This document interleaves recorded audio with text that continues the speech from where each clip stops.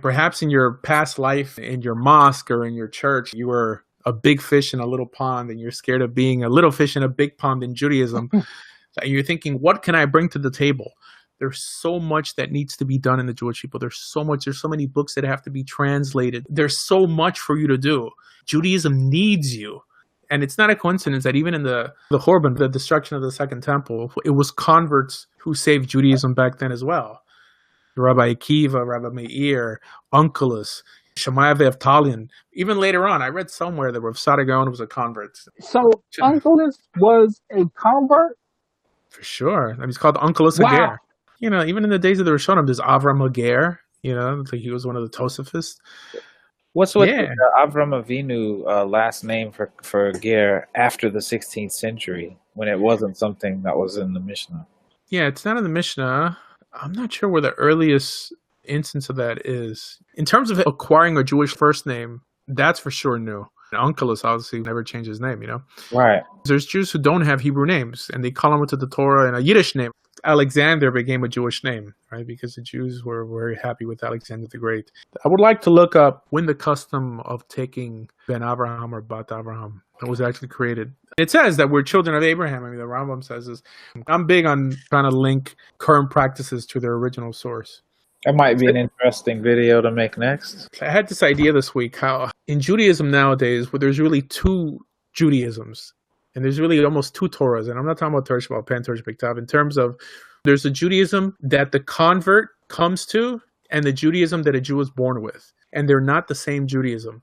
Because those of us who at least came from Christianity have an advantage to many born Jews. And that's that we came from a belief system that believed in the integrity of Scripture. Of course, we didn't call it that. We called it sola scriptura. In other words, that we understood that if you keep on adding to your religion or to your source text, that what you end up with is ultimately not going to resemble what you started off with.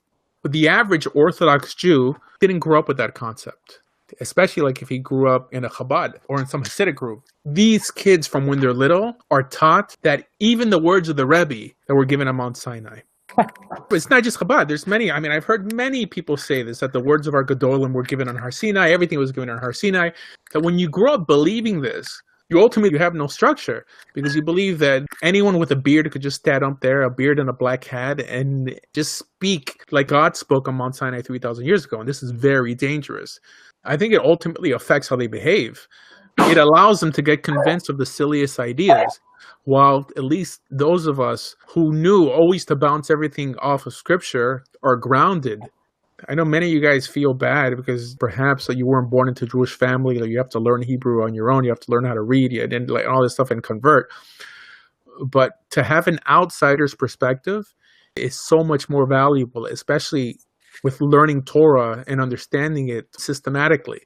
In other words, I have compiled Judaism in such a manner that I could package it and hand it over to someone else. I mean, I worked in outreach in Jerusalem, and the way Jews do outreach with other Jews is not telling them Torah principles and values and getting them to hate sin and love ethics and God. No. I mean, it's by putting them through a guilt trip, like, hey, like you owe it to your ancestors, or wouldn't your grandmother want you to marry a nice Jewish girl? I mean, it's typically foreign to the way a Christian will come to God. It's not always such an advantage to be born into a system and then have to fight your way out of it. It's better to fight from the outside in than from the inside out in terms of coming to the truth.